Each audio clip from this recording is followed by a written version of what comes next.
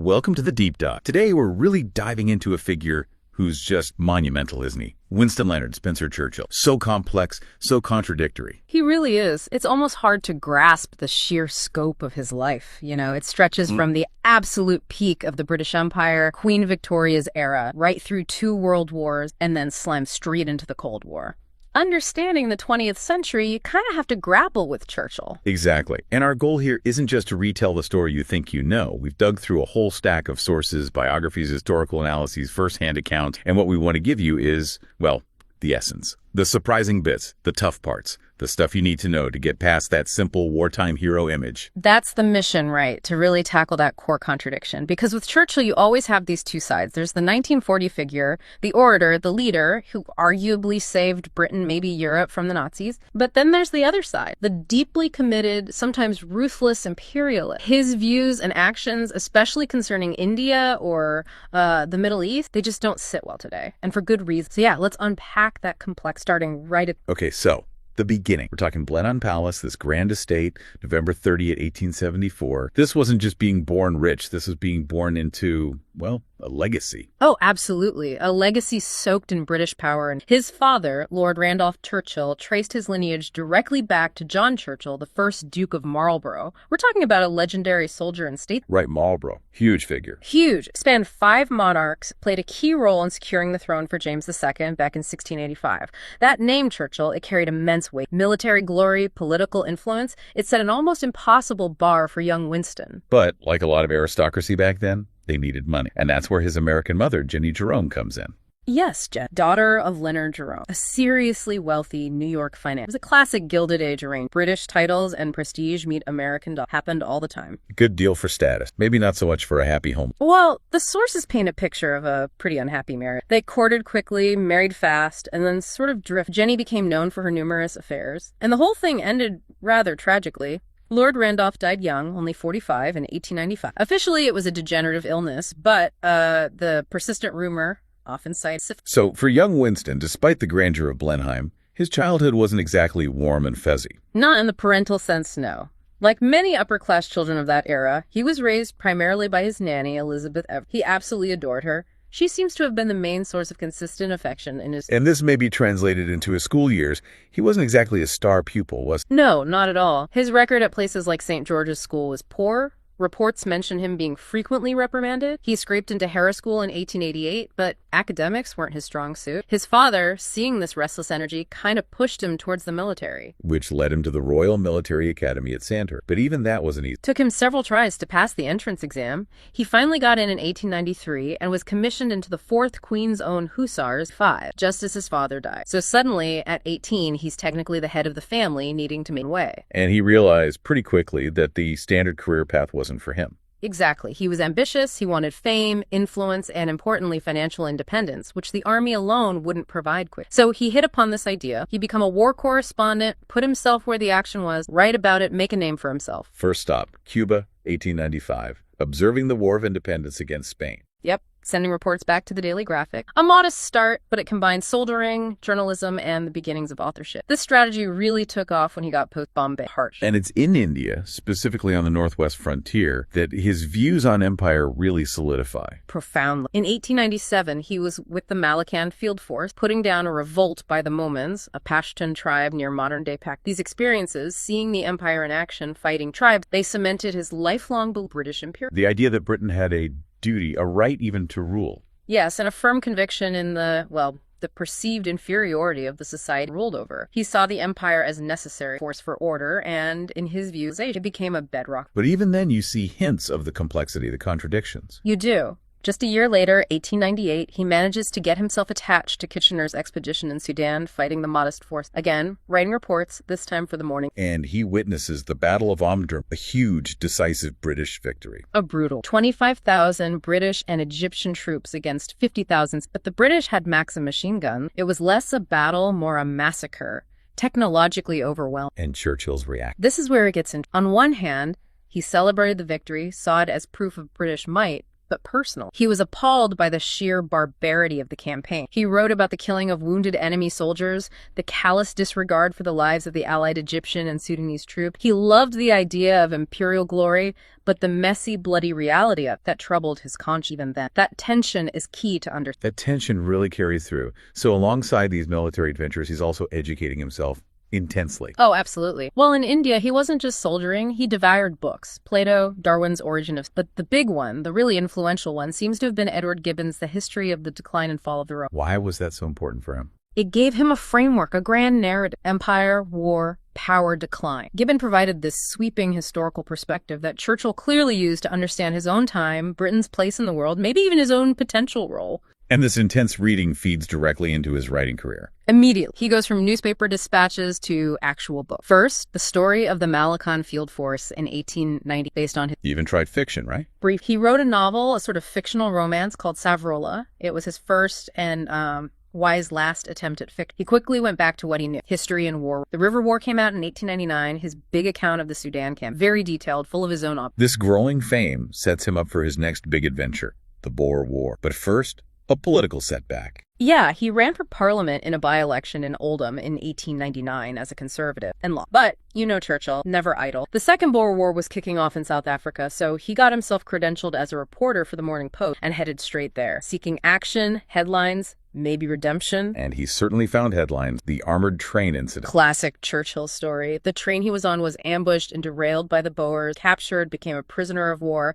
But then the escape. Legendary. Totally. Managed to escape from the POW camp, trekked across hundreds of miles, eventually making it to Portuguese East Africa and then back to the British forces in time for late. It made him a national hero overnight, gave him instant cap. But the sources also flag something else emerging during this time, his drinking habits. Ah, yes. Famous. The story goes, for the Boer War camp, his luggage included something like 36 bottles of wine, 18 bottles of scotch, and 6 bottles of vintage brandy. It's a lot of booze for a war zone. It is, and it wasn't just youthful indulgence, it reveals the pattern. It wasn't about getting drunk in the typical sense, like binge. Seems to have been a structured daily routine. Can you elaborate on that routine? Because it always gets played for laughs. Sure. It usually started in the morning, often with a very weak whiskey and soda, something he apparently called a mouthwash. Then wine, often champagne with lunch and dinner, and brandy, sometimes quite a bit. The remarkable thing, looking at the source, is that despite this consistent high intake, which, yeah, by today's standards points to high-functioning alcoholism, his capacity to work, his sharpness, his judgment, they seemed largely unimpaired. He used it, perhaps, to manage his energy, his moods, his black dog, as he later called depression. So the Boer War fame translates directly into political success. Absolutely. He stands for Oldham again in the 1900 general election, the so-called khaki election,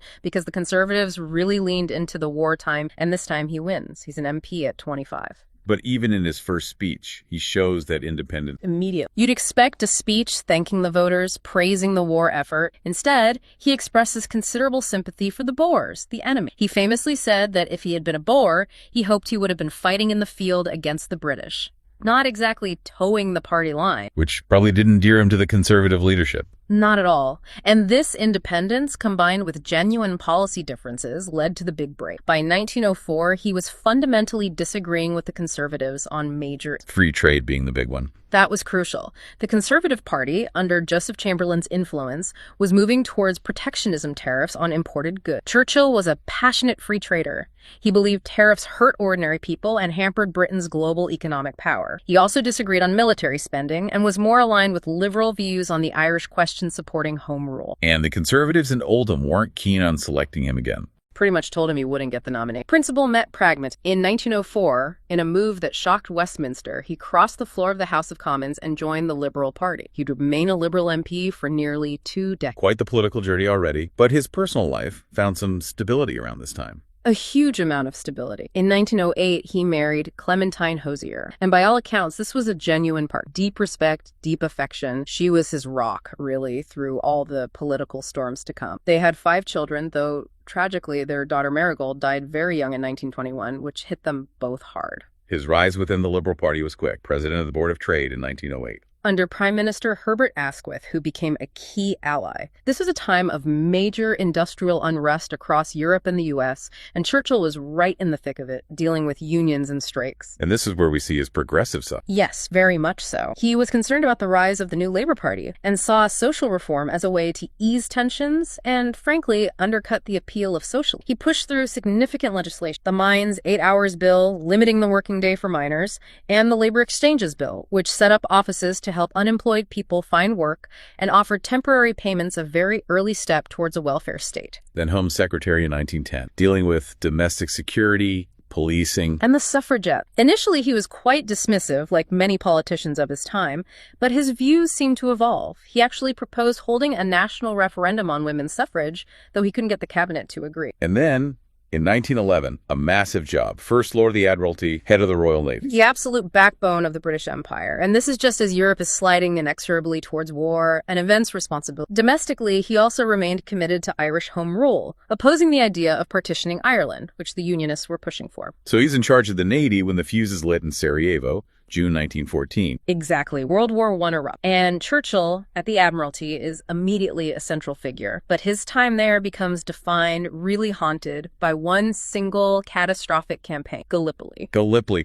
Explain the thinking behind it. It wasn't just a random attack, was it? No, there was a grand strategic design, typical of Churchill's bold thinking. The Western Front was bogged down in trench warfare. Churchill argued Britain should attack the Central Powers elsewhere, hit their soft underbelly, the Ottoman Empire, which had joined Germany, knock the Ottomans out of the war. The plan was a major naval assault through the Dardanelles Strait, leading to the Bosphorus, capture Constantinople, Istanbul, relieve pressure on Russia by opening a supply route, and maybe draw Russian troops away from fighting the Germans. A war-winning move, potentially. Sounds ambitious. But the execution was a disaster, a complete and utter strategic failure. The campaign dragged on from 1915 into 1916. The naval attack failed to force the straits, and the subsequent land invasion got bogged down. Allied troops, huge numbers of Australians and New Zealanders, the ANZAs, alongside British and French, were trapped on the beaches and cliffs under constant fire, suffering terrible casualties from fighting and these. The numbers are just horrific. Staggering. Over 50,000 Allied soldiers killed, maybe 250,000 incapacitated through wounds or sickness. It achieved nothing strategically and was just a brutal waste of life. And the political fallout for Churchill was immediate. Devastating. He lost the confidence of the government. When Asquith formed a wartime coalition government in 1915, the price of conservative support was Churchill's removal from the Admiral. A profound public humiliation. What did he do? Retreat? Not Churchill. He resigned from the government altogether and did something remarkable. He rejoined the army. He went to the Western Front in 1916 and commanded an infantry battalion in the trench. From First Lord of the Admiralty to the mud of Flanders. Exactly. And that experience, seeing the war from the ground level, it changed. He saw the appalling condition, the bravery of the ordinary soldiers. He developed a real appreciation for them. It's where his push for better equipment, like steel helmets, came from. He himself had a very close call with shrapnel. He eventually came back to government, though. Yes, in 1970, the new Prime Minister, David Lloyd George, brought him back as Minister of Munich. Not a glamorous job, but absolutely vital, ensuring the factories produced enough shells, bullets, guns, tanks. And keeping the factories running, dealing with strikes. Crucial work. He had to negotiate with unions, manage labor disputes, keep production going. And the sources really stress the sheer industrial output of the Allied nation, which Churchill helped manage, was a decisive factor in finally breaking the Central Powers in So the war ends. Churchill moves on to become Secretary of State for War and Air from 1919 to 1921, overseeing the massive task of demobilization. Yes, but his focus quickly shifted. He argued for maintaining a strong military presence in defeated Germany. But interestingly, he also cautioned against making the peace terms too punitive, perhaps sensing future trouble. But his main obsession post-war was Russia. He saw the Bolsheviks, who'd seized power in 1917, as the #1 enemy, a far greater long-term threat than defeated Germany. He became deeply involved in supporting the anti-Bolshevik white forces in the Russian Civil War, sending arms and aid. And this period also brings up one of the most controversial proposals of his career regarding Iraq. Indeed. Britain had been given a mandate over Iraq, formerly part of the Ottoman Empire. They faced rebellions, particularly from the Kurdish population in the north. Churchill, looking for cost-effective ways to police the region, advocated for using air power. Including chemical weapons. Yes, this is He argued in internal memos for the use of non-lethal gas, but also seemed open to more potent chemical aid. The infamous quote has him stating he was strongly in favor of using poison gas against uncivilized tribes. Uncivilized tribe. Again, that language is stark. It is. He saw it as a reasonable tool for imperial control. Now, widespread use of lethal gas didn't actually happen, largely due to logistical issues and RAF reluctance, not necessarily moral scruples at the highest level. Chemical weapons weren't internationally banned until the Geneva Protocol of 1925, but the fact he proposed it, advocated for it, it speaks volumes about his mindset. We see that hardline approach again with Ireland during their War of Independence. Yes, this is another area where his earlier, more moderate stance shifted under pressure. He had supported home rule, condemned partition. But during the vicious Anglo-Irish War from 1919 to 1921, he defended, even encouraged, the actions of the notorious Black and Tans. Who were the Black and Tans, for listeners who might not? They were essentially auxiliary police recruited mainly from demobilized British soldiers to bolster the Royal Irish Constabulary. They quickly gained a reputation for extreme brutality reprisals against civilians, burning homes and businesses, basically terror attack. Churchill's support for them alienated many Irish nationalists permanently. Yet, paradoxically, he was also a key figure in negotiating the Anglo-Irish Treaty in 1921. He was, which is another Churchillian contradict. Despite backing the Tans, he played a central role in the talks that led granting independence to the 26 southern counties as the Irish Free within the empire, while allowing the 6 counties of Northern Ireland to opt out. After that, he becomes Secretary of State for the colony, dealing with the fallout across the empire, especially the Middle East. Right. Native populations felt betrayed. They'd helped Britain fight the Ottomans, expecting independence, and got British or French mandates instead. In Palestine, his existing sympathy for Zionism got complicated after a riot in Jaffa in 1921, reportedly incited by a Jewish communist group aiming for a Soviet Palestine. It seemed to sour his view of the situation there. This whole period seems turbulent, and it ends badly for him politically. It does. A crisis over policing the neutral zone around the Dardanelles led to the collapse of the coalition government and a snap election in November 1920. Churchill,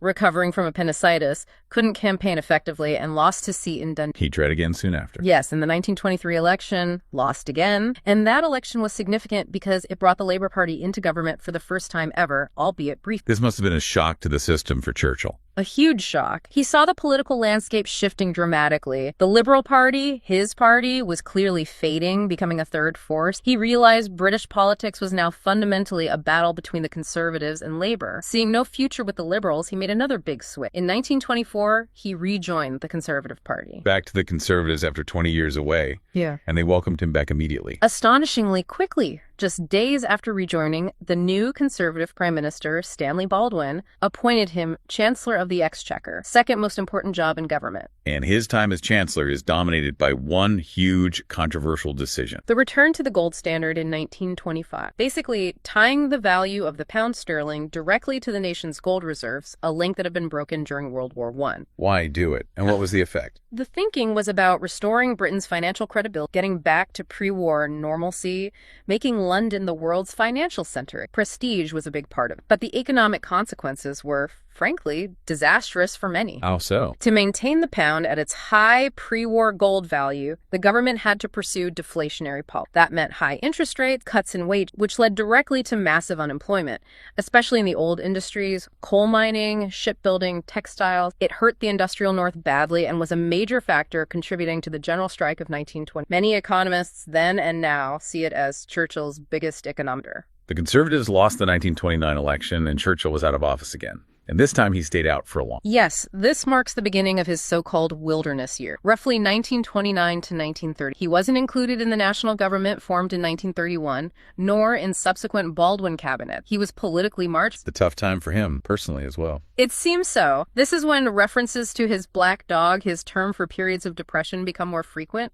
Some biographers suggest the lack of political action, combined perhaps with his drinking, might have made these episodes. But he wasn't idle. This was an incredibly productive time for his right. Phenomenally productive. He needed the money, for one thing, to maintain his lifestyle. He finished his massive 6-volume history of the First World War, the World Crisis, and then he embarked on what some consider his greatest literary, the 4-volume biography of his ancestor, the Duke of Marlborough, His Life and Times. More than just a family. Oh, much more. It's a profound study of politics, war, and European power dynamics in the age of Louis XIV. Deeply researched, brilliantly written, the political philosopher Leo Strauss apparently called it the greatest historical work of the 20th century. High praise indeed. But while he was writing history, he was making himself deeply unpopular over contemporary politics, specifically India. Yes, this became his great obsession in the early 30s, dug his heels in as a staunch, almost fanatical opponent of any move towards self-government. The government was proposing dominion status, similar to Canada or Australia, but Churchill fought it tooth and nail. His attacks on Gandhi were particularly hard.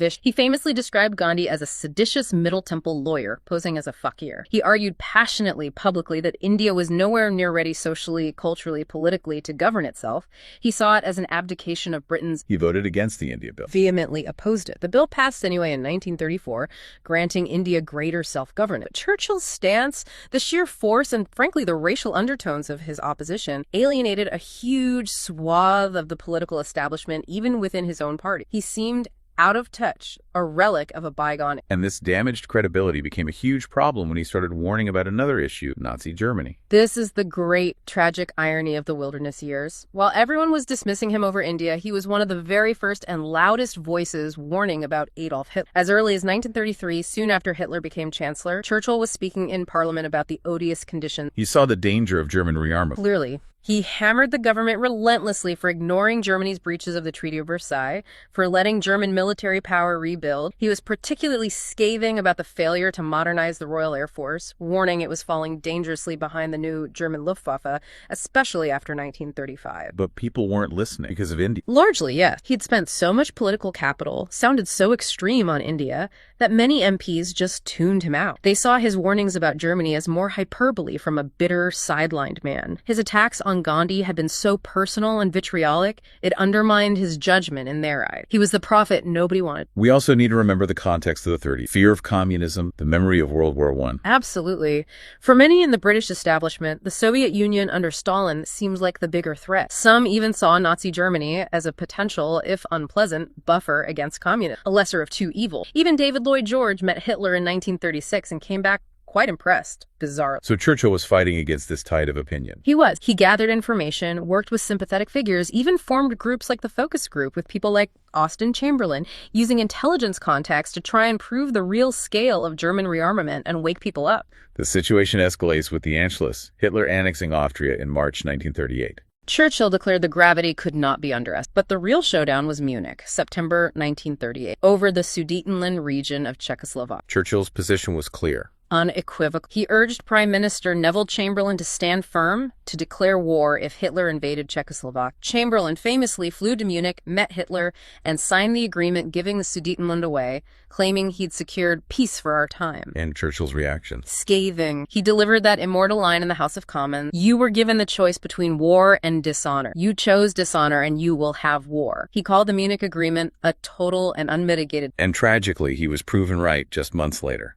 March 1939. Hitler broke the agreement, marched in, and took the rest of Czechoslovakia. Appeasement was dead. War was now inevitable. The wilderness years were over. Churchill, the ignored prophet, was about to be needed again. September 1st, 1939, Germany invades Poland. Britain and France declare war 2 days later, and Chamberlain has to bring Churchill back. No choice, really. Churchill's warnings had been vindicated. He was appointed, quite fittingly, First Lord of the Admiralty, right back where he was at the start of the last World War, 25 years earlier. The symbolism was potent. His rise to prime minister was then incredibly fast. The Norway debate? That was April 1940, the Germans invaded Norway. There was a debate in Parliament about the disastrous British response. Chamberlain's government was floundering. Churchill, as head of the Navy, robustly defended its actions, but crucially also took responsibility for failing. That contrasted sharply with Chamberlain's perceived weakness and evasiveness. The fort for Chamberlain collapsed. Dramatic. And on May 10, 1940, the exact same day Germany launched blitzkrieg against France and the Low Countries, Churchill became prime minister. The timing was almost As he later wrote, he felt his whole life had been a preparation for this hour and for this trial. He immediately forms a national unity government, bringing in labor and liberals, and then delivers those speeches. Legendary. The first to the Commons on May 13th. "I have nothing to offer but blood, toil, tears, and sweat." It wasn't about false optimism. It was about steeling the nation for what was coming. And that steeling was crucial because there was real pressure to negotiate, wasn't there? Especially after France fell. Absolutely critical. We often forget this. In late May, early June 1940, with France collapsing and the British Army trapped at Dunkirk, a powerful faction within his own war cabinet, led by the Foreign Secretary Lord Halifax, argued strongly for seeking peace terms with Hitler, probably via Mussolini. They thought fighting on was hopeless, suicidal. But Churchill refused. Adamant. He fought them fiercely within the cabinet. He rallied support in Parliament. His speeches, "We shall fight on the beach at their finest hour," weren't just rhetoric. They were political weapons used to convince doubters, to kill the idea of surrender, to forge that inflexible resolve to continue the war. As it's hard to overstate how crucial his personal will was. Britain stood alone. alone, and he convinced them to fight. Alongside rallying Britain, he had to manage the relationship with America. Vital. Roosevelt was sympathetic,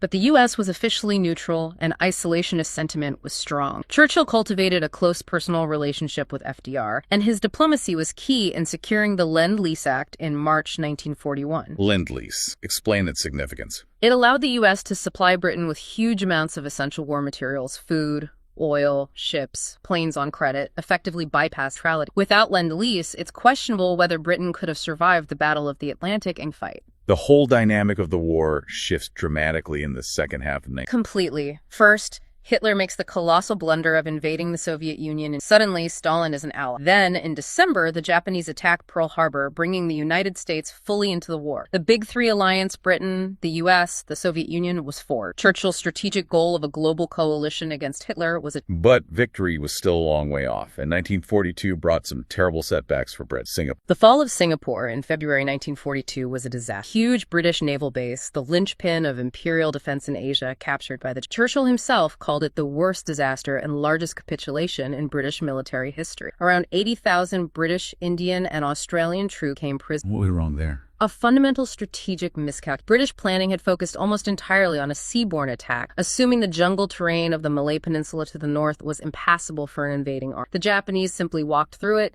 It was a devastating blow to British prestige and power. In 1942-43 also sees the unfolding of the Bengal famine, perhaps the darkest shadow over his wartime leadership. A horrific event. Between 2 and 4 million starved to death in the province of Bengal, which had a population of about 3 million. It was a complex catastrophe, multiple causes. What were the main factors? The immediate trigger was the Japanese occupation of neighboring Burma in 1940, which cut off Bengal's main source of rice import. Then you had natural disasters, a major cyclone, and crop diseases hit the region. But crucially, British wartime policies played a major role. Policies ordered by Churchill's government. Fearing a Japanese invasion of India, the War Cabinet implemented a denial policy in coastal Bengal, confiscating boats and rice stocks to prevent them falling into enemy hands. This crippled the local economy and transports. On top of that, massive wartime inflation put food prices out of reach for millions, and there was large-scale conscription of farm workers. And the charge against Churchill personally is that his known indifference, even hostility towards Indians, particularly those demanding independence, led him and his cabinet to deliberately withhold. Critics, like historian Madhusri Mukherjee, point to evidence that available shipping, carrying grain from Australia, for instance,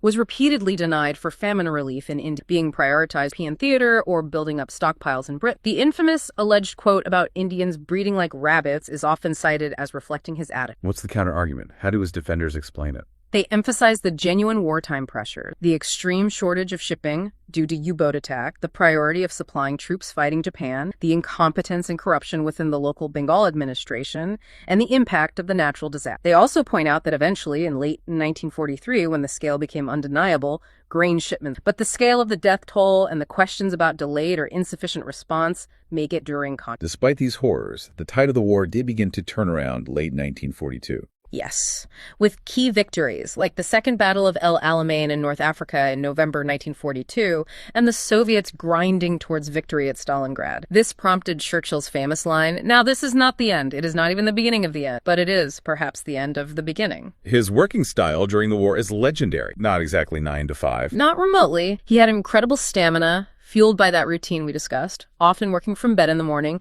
dictating memos while puffing cigars, maybe with that weak whiskey and soda, long, boozy lunches that were also working meetings. Then, crucially, his afternoon nap. The nap was essential. He swore by it, usually from about 5:00 to 6:30 p.m.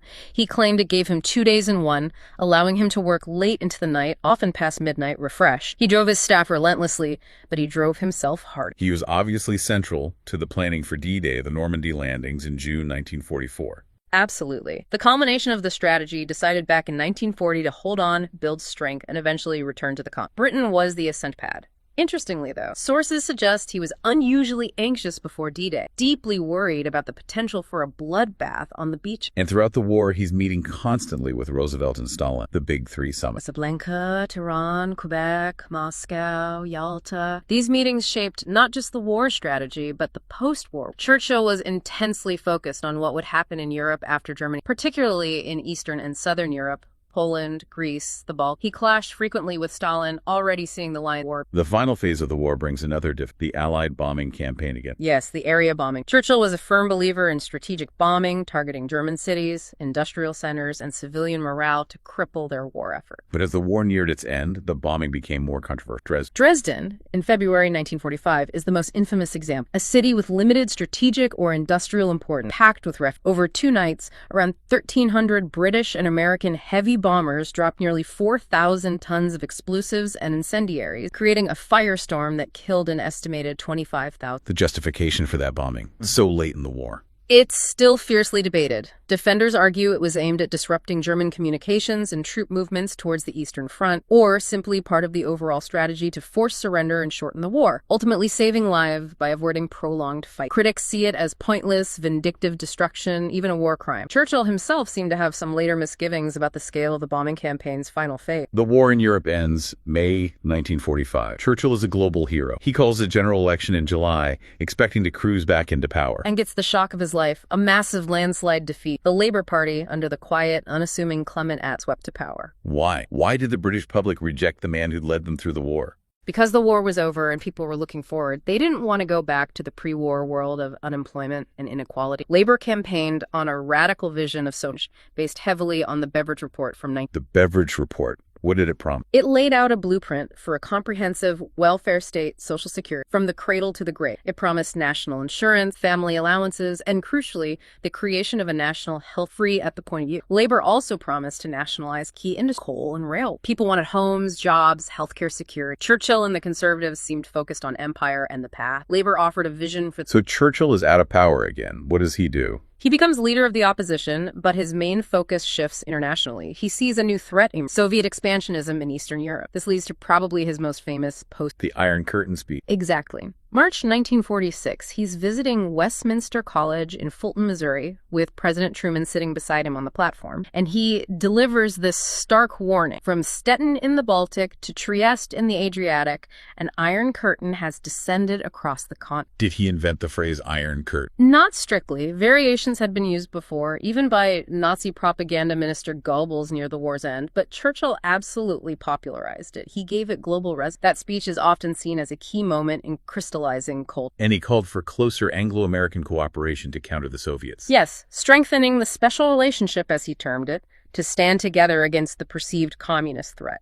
Interestingly, while warning about division, he was also talking about European unity. He was. In another famous speech in Zurich in 1947, he called for the creation of a kind of United States of Europe, urging reconciliation between France and Germany. He was an early supporter of European integration, even advocating for Britain to join the European coal and steel community when it was proposed in 1950. Quite forward-looking in that. And his views on Ireland remained consistent. Surprisingly so for a conservative leader. He continued to privately oppose the partition of Ireland and hoped the North would eventually join the Republic peacefully. Some historians speculate that if his successors had taken a similar line, maybe some of the later troubles could have been averted. Who knows? He gets one last spell in power, though. His Indian summit. Yes, Labour's majority dwindled, and Attlee called a snap election in 1951. The Conservatives squeaked back in, and Churchill became prime minister again, just short of his 7th. What were his priorities in this second term? Much more domestic, less dramatic. Rebuilding Britain after the war. Focusing on housing construction, they had a target of 300,000 new homes a year. Ending wartime rationing, which finally happened under his government. Basically trying to restore a sense of normal. And during this time, he receives a very different kind of honor. The Nobel Prize for Literature in 1953. Not the Peace Prize, which some expected, but literature. What? The citation praised his mastery of historical and biographical description, as well as for brilliant oratory and defending exalted human value. It recognized his huge body of written work, the World Crisis, Marlborough, his ongoing multi-volume history, Second World War, and later a history of the English-speaking. He was apparently immensely proud that it was for his writing separate from his politics. But his health was failing by this point. Seriously, he suffered a major stroke in June 1953 while still prime minister. It left him partly paralyzed for a time. Incredibly, the severity of it was kept secret from the public and even most of the cabinet for months. He clung on. For nearly 2 more years. There was pressure on him to retire, but he resisted until April 1955. When he finally stepped down, the Queen offered him a dukedom. Duke of London was suggested, but he preferring to remain Winston Churchill. He did accept a knighthood, becoming Sir Winston. He stayed in Parliament, though. Yes, as a backbench MP, eventually becoming Father of the House as the longest continuously serving member. He largely stayed out of frontline politics, though he privately criticized his successor Anthony Eden's handling of the Suez Crisis in 19... He lived to see the world change dramatically one more time. He did. He saw the empire he'd fought so hard to preserve continue to dissolve. He finally retired from Parliament before the 1964 election and died on January 24th, 1995, 64 years after. And he was given a state funeral, a rare honor. Immense honor. The first for a non-royal since Gladstone back in 1890. Huge televised event marking the end of an era. Which brings us back full circle to that complexity.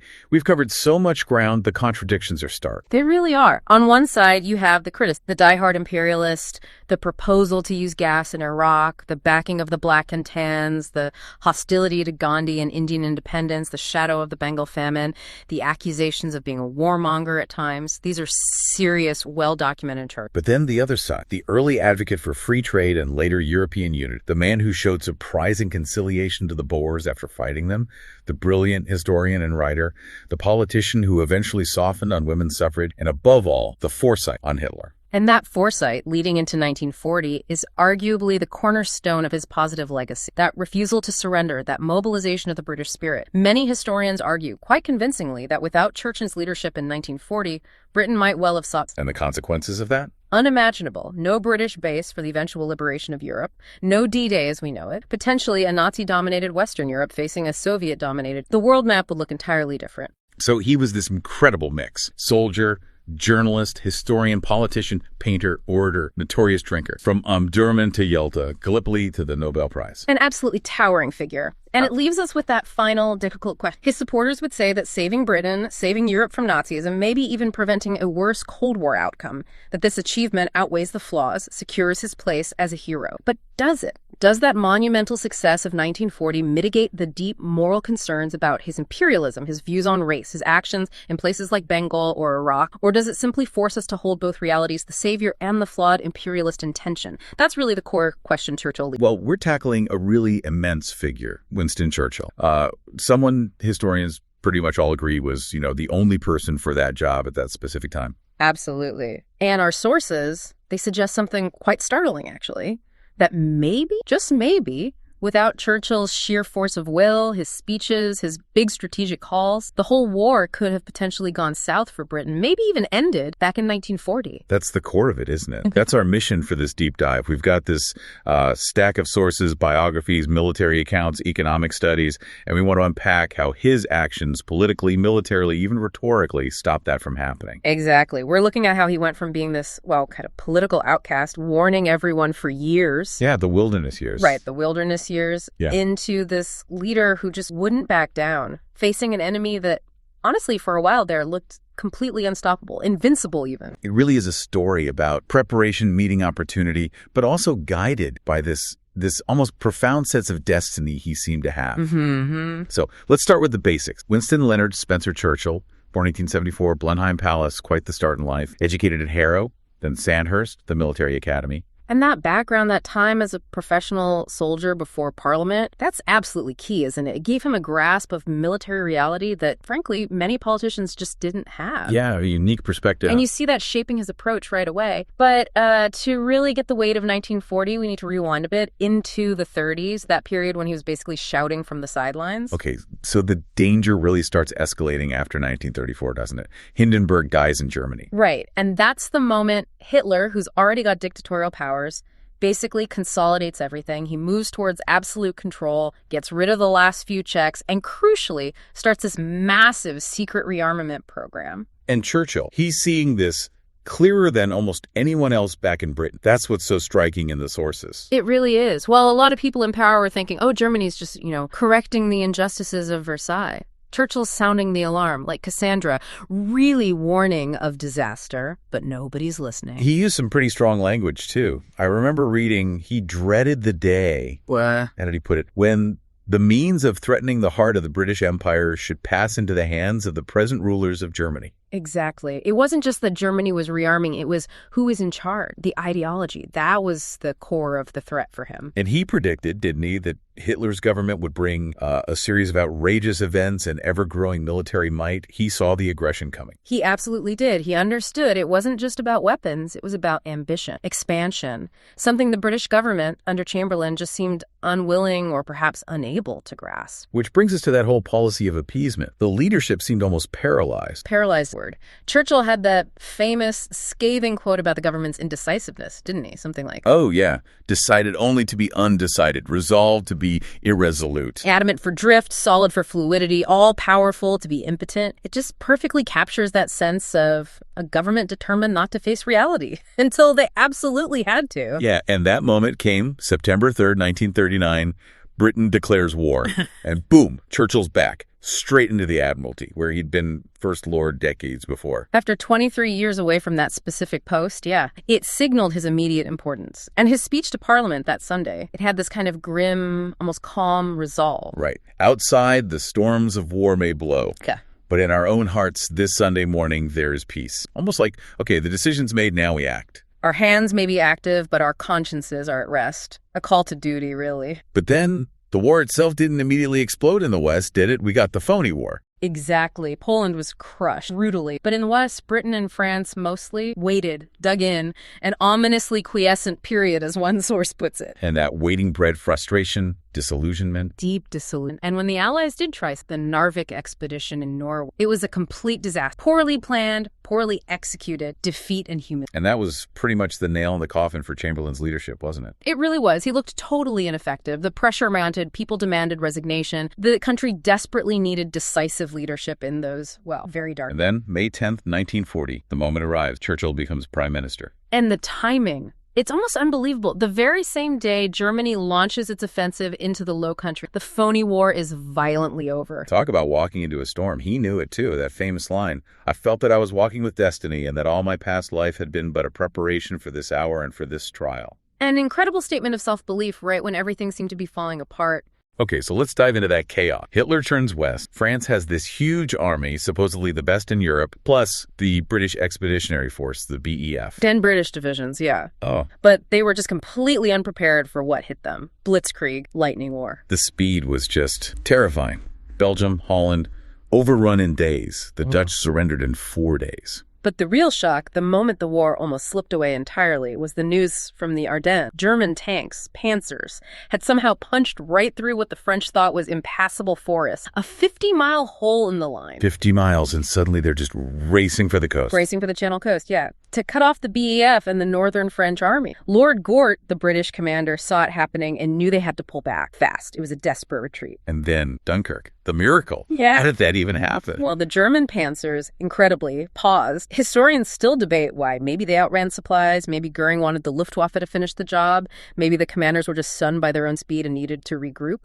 But that pause, however brief, it was everything. It opened the window for the Operation Dynamo. Naval ships, merchant vessels, and famously, hundreds of little civilian boats crossing the channel. And the numbers were just staggering. They got, 340,000 troops out? Around 340,000 Allied soldiers, yes, mostly British, but a large number of French, too. Churchill himself apparently thought they'd be lucky to save maybe 40 or 50,000. It was a colossal rescue. Militarily, still a defeat, obviously. They left all the heavy equipment behind. Oh, absolutely. But psychologically, it was a massive victory. It showed resilience. And it really cemented Churchill's image, didn't it? The defiant leader. Definitely. But behind the scenes, the pressure must have been immense. He needed absolute loyalty, especially from his immediate staff. The sources really emphasize this. His private office, his secretary, they handled the most secret documents imaginable under incredible strain, total devotion, total discretion. They had to be rock solid for him to function. And he needed that solidity because just weeks later, France surrendered, June 24th, made what the sources call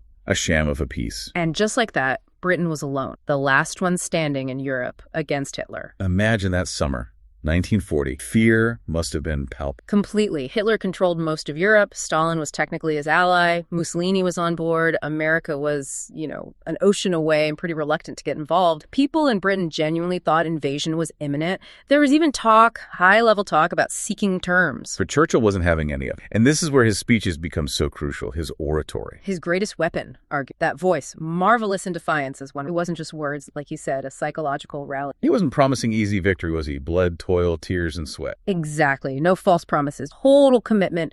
Victory, victory at all costs, however long and hard the road. And then those lines that just echo through history. We shall fight on the beaches. We shall never... It's amazing how far that message reached. That detail about Allied prisoners, different nationalities, whispering Churchill to each other. It shows he became more than just a prime. He was the symbol of resistance itself. But right after Dunkirk, right as France is collapsing, he faces this truly agonizing decision: the French fleet. Mers el-Kabir. Yes, this was brutal. The fear was simple. If the powerful French Navy fell into German hands, the Royal Navy could be overwhelmed. Game over for Britain. The French Admiral, Darlan, wouldn't sail the ships to Britain or a neutral port. He refused. He was under the control of the new Vichy government, essentially a German puppet state. Churchill saw the risk as acceptable. So he gave the order to the Royal Navy to neutralize the French squadron at Mers el-Kabir in North Africa by force. By force. They offered terms, but when refused, the British warships opened fire. Over 1,000 French sailors were killed, allies killing allies. Horrific. The political fallout must have been huge. How did he justify it? He went to Parliament, clearly anguished, called it the most unnatural and painful decision, but strategic. It sent an unmistakable message. To Hitler, yes, but maybe more importantly, to Roosevelt and the American. Britain was absolutely ruthless in its determination to survive. It would stop at nothing. Okay, so Britain's standing alone. Invasion is a real threat, but Churchill has this ace up his sleeve, though. His most secret source, Bletchley Park. Bletchley Park, yeah. This unassuming country house packed with mathematicians, linguists, chess grandmasters, Britain's best mind, working in total secrecy. It was the nerve center for breaking German... And the main target was the Enigma machine. Yeah. The Germans thought it was totally unbreakable, right? Absolutely. Electromechanical rotors, billions, trillions of possible combinations. They had complete faith. But Bletchley did break it. How? Well, it was a huge collaborative effort, building on earlier Polish intelligence. They didn't just figure out how Enigma worked. They built machines, early computers really, like the bombs and later Colossus, to rapidly test combinations and decipher the message. And the intelligence they got from Ultra. Ultra, top secret class. It gave Churchill and his commanders incredible insights, sometimes knowing German plans, troop movements, supply issues, almost as soon as they were transmitted. A massive advantage. And it played a direct role in the Battle of Britain. A critical role. By summer 1940, Ultra intercepts confirmed Hitler was gearing up for Operation Celian, the invasion. The battle really kicks off around mid-August. Luftwaffe trying to wipe out the RAF. August 13th is often seen as the start, Adler Tag or Eagle Day. Goering sends the Luftwaffe to destroy the RAF, gain air superiority, clear the way for the invasion barge. And the odds looked bad on paper. 2,800 German planes versus maybe 650 British fighters, Spitfires and Hurricanes. Rough, yeah. But Britain had crucial advantage. Home ground, radar, and an ultra intelligence feeding into Air Marshal Dowding's command center. So Dowding knew where the raids were coming from, and radar told him where they were. Essentially, yes. It allowed him to manage his outnumbered forces incredibly efficiently. He didn't have to send everything up at once. He could meet the threats precisely, conserve his precious fighters and pilots. Strategic genius, really, enabled by that intelligence. But after about a month of intense air battle, Goering makes He didn't realize how close he actually was to breaking fighter. The British airfields were battered, pilot losses were mounting. But instead of pressing that advantage, he switches target to London. Blitz begin. He switches to bombing cities, hoping to shatter civilian morale. It was a strategic blunder because it gave fighter command that breathing space, that merciful respite to repair, rearm, regroup. And Churchill uses the Blitz, horrible as it was, to strengthen resolve. The finest hour speech comes from this period. Yes, let us therefore brace ourselves to this was their finest hour. He turned the suffering into defiance. And tactically, the Luftwaffe wasn't really designed for strategic bombing of cities. It couldn't sustain the damage needed to break the country. Production continued. Morale held. Largely unaffected, say.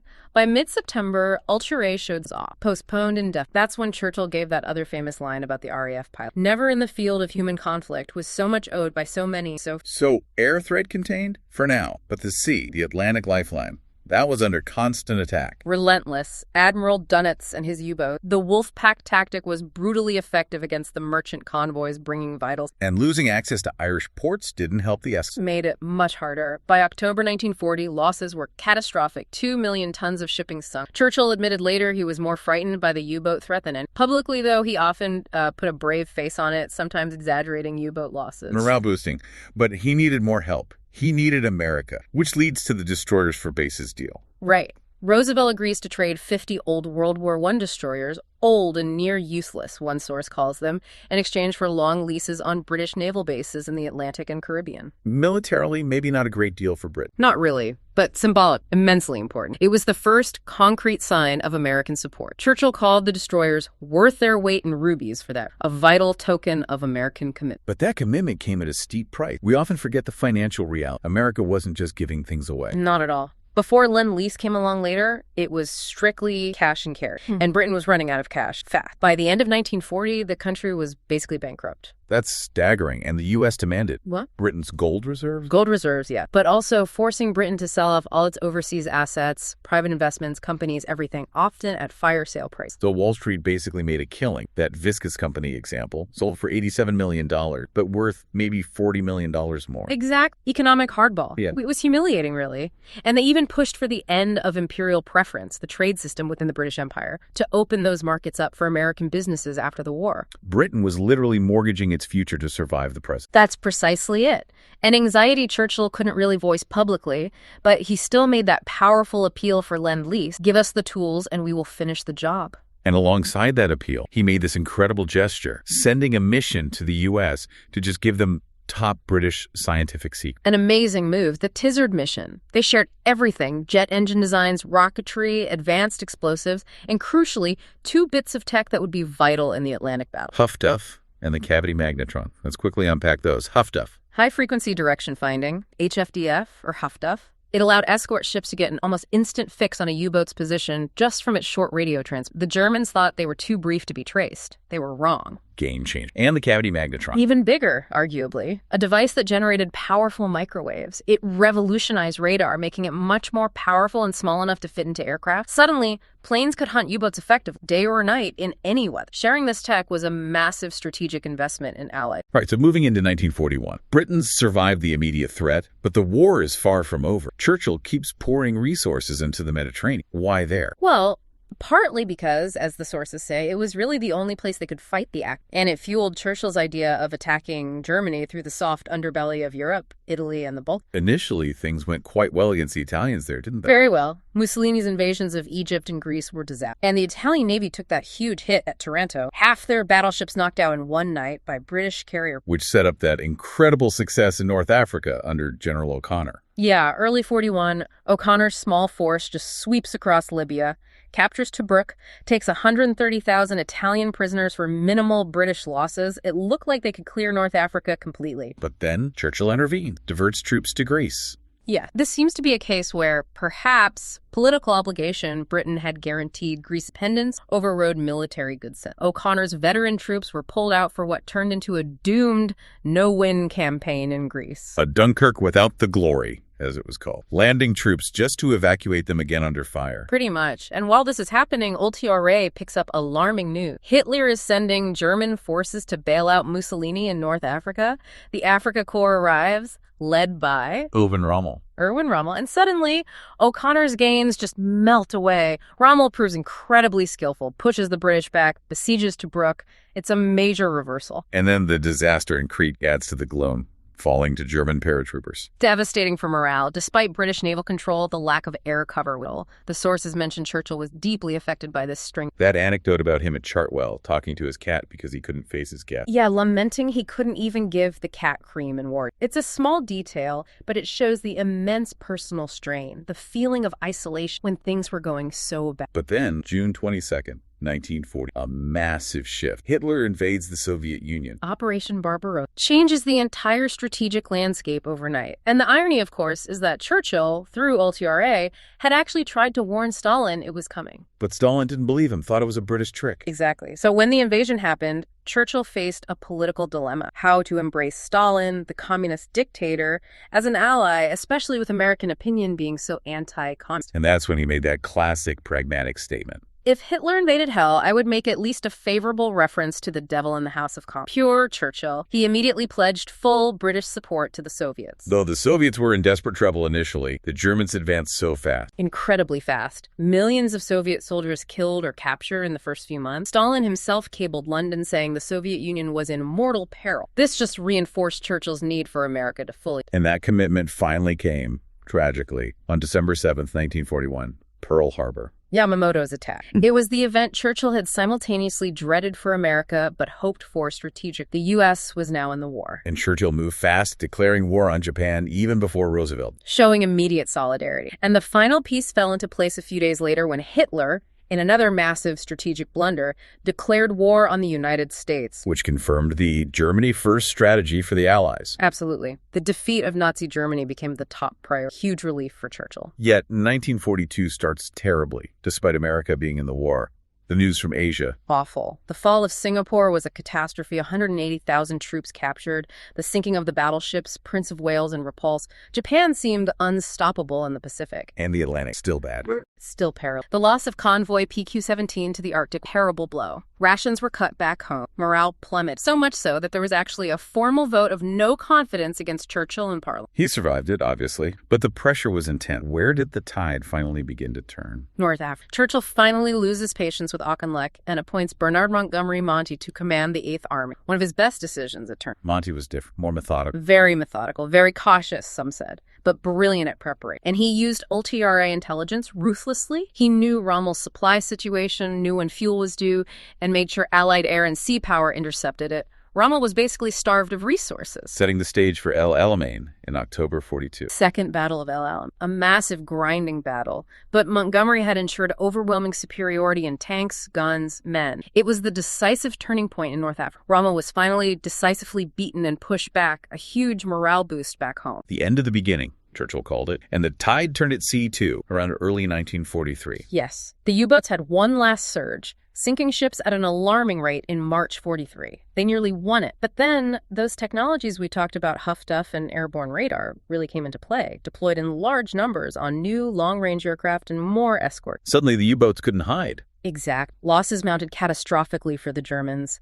Dönitz had to pull them out of the North Atlantic in May 40. They ceased to be a war-winning threat after. In the air, the bombing campaign against Germany. That continued, heavily backed by Churchill and bomber Harris. But the sources are pretty clear that the strategy of area bombing cities initially wasn't very effective. German war production actually increased, and RAF losses were heavy without long-range fighter jets. Until the American P-51 Mustang arrived. Right. The Mustang had the range to go all the way to Berlin and back. That allowed for effective daylight precision bomb, targeting key industries like synthetic oil plants from early 1944 on. That's when the air offensive really started to cripple the German war machine. Okay, so by mid-1943, the tide has definitely turned. The Allies invade Sicily in July. Operation Husky, it's successful, knocks Italy out of the war relatively quickly.